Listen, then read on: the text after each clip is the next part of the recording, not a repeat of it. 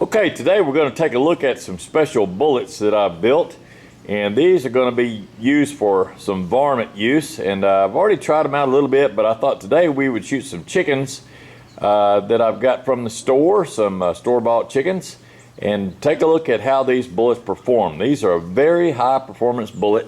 Show you a few specs on them. This is a VMAX bullet right here. You can see the box there, and right there on the front of it is the specifications for it. If you wanted to buy some of these, that's how we build these. So I'm using Lapua brass. I'm using this VMAX 110 grain bullet. And with the Lapua brass for propellant today, we're using this right here is the Hodgson H4895. This is kind of an old school powder that was used for years and years with the old M1 Grand and the M1A, M14, that speed of powder. And we're going to use 49 grains of that today. So 49 grains is a complete case full. This is out of the book, and it calls for a compressed load. We're going to take this bullet up to 3,200 feet per second. And you can see the specifications right there. So 49 grains of powder. And make sure you follow your own book specifications. But that's what the little guy looks like. He's a real short little bullet. But like I say, 110 grains, not very heavy. This is going to come in right at twice the weight of an M16 bullet. The old standard military bullets for the M16, back before they went to a 62 grain, were 55s. So they were 55, and this is running 110. So right at twice the weight. I'm using a Magnum primer because it has a little bit more fire and it burns quite a bit longer, to make absolutely sure that I burn up all that powder. That will be a case full of powder. I've shot a few of these, and the recoil is nice and mild in a full-size rifle. Today's rifle that we're going to use is the Remington 700 5R mil spec. So it's got a 24-inch tube. You can see that there, nice stainless steel barrel, 24 inches. I'm using the Super Sniper scope, got a little dust on it, part of the job here on the farm. And that's a 12 power scope with a nice quad reticle, diamond quad reticle. And the distance we're going to be shooting today is 50 yards. So let me just give you a scan here. The chickens are going to run. And I'll get this set up on a tripod here in a second, but let's zoom out and have a look. See what we got out there.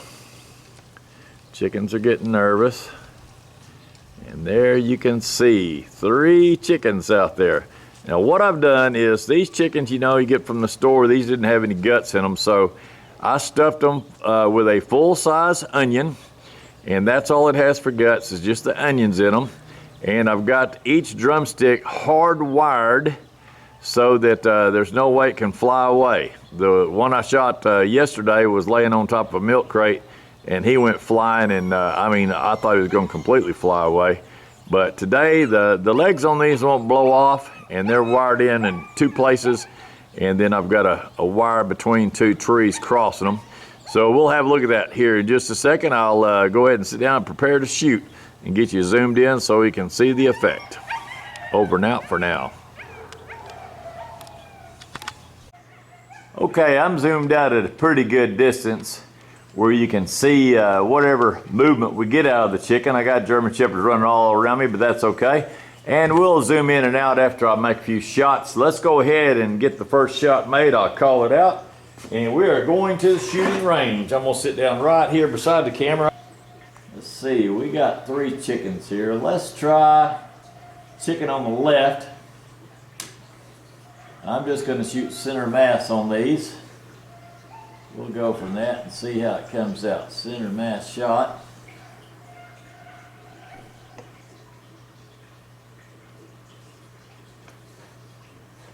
All right. Good position, everything's stable. 5, 4, 3, 2, 1. Okay, first chicken is shot. Reload. Let's try that middle chicken. These rounds are very high performance. You've got a bullet weighing in at 110 grains. It is a true hollow point with a plastic ballistic tip on it, little red tip that fills in the hollow point. And when that hollow point, that plastic pushes back in that hollow point, those edges come out on the front of that shell and it really opens up fast. All right, enough talk. Chicken number 2, middle chicken. 5, 4, 3, 2, 1. Those are very impressive bullets. I am impressed with them. And the recoil is nice and mild. It's not a bad recoil at all. 110 grain, you're just not pushing that hard. It's not like you're shooting a true sniper round like 178 grain. So that's good. It leaves only the legs hanging. It is blowing that breast meat away. I'll let my German Shepherds go out there a little while. And they get to have this chicken. This is going to be their snack for the day. It is okay to feed raw chicken to a dog, but you never feed it cooked chicken because the bones get very brittle. All right, enough talk. We got chicken number 3, the last Mohican.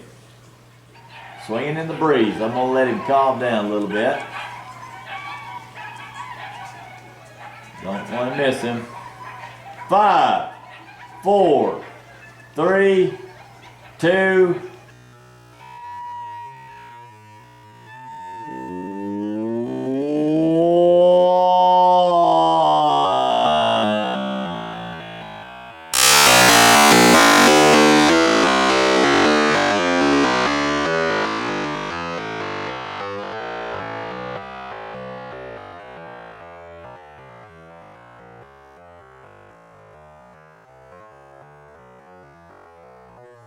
got him on the swing. Wow.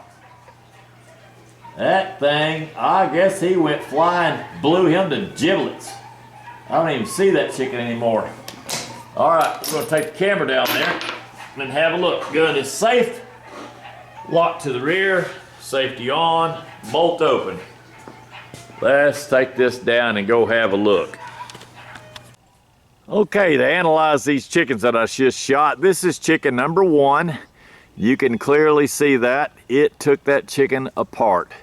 So I had the legs, the drumsticks are wired in hard where he could not get away, and it basically blew all the breast meat is completely blown apart. Anyway, both wings are still there, but all the breast meat is blown up. You definitely would not want to use that bullet to hunt chickens with because it destroys them. But for something like a coyote, or if you're forced to use it for deer hunting and only took a lung and heart shot, it would work as long as you don't hit the shoulder. If you hit the shoulder, you're going to ruin that shoulder. But that definitely would kill a deer, kill a coyote, any kind of varmints, prairie dog. Did a fine job on them. Coming out of the muzzle at 3,200 feet per second. 50 yards later, it may have dropped down to 3,100. Here is chicken number 2. And you can see on this, all we've got is some nice drumsticks here, and it took that chicken apart. So where's the rest of the chicken? All right, if you go down on the ground right below that, there is the rest of that chicken, and it really did take it apart. The wings are there, you can see the breast meat, it blew it apart. Third chicken did the same thing. It did not get lost. All it did is this wire is made in such a way that you can slide it over. So it just wrangled that around and slid it over and grouped up with the other 2. I guess it got lonely or scared. But anyway, there's those 2. You can see they're held together by a very small piece of skin. And it blew all the breast meat off of that one. There's the breast meat there. And it looks like the wings probably did stay with it. Got some leaves that picked up.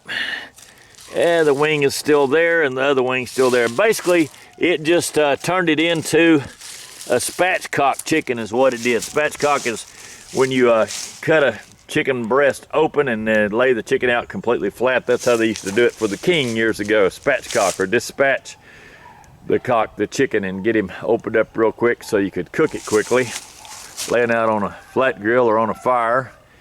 But that's very impressive for that bullet. VMAX, built by Hornady, 110 grain, and that will take apart a coyote. You don't have to worry about making a second shot. One shot gets it done. So if you learned anything from this, please tap that like and subscribe button, and we would greatly appreciate that. Thanks to my Marine buddies, I'm ready to get my coffee fund back up and running. So thank y'all for watching. We really appreciate it.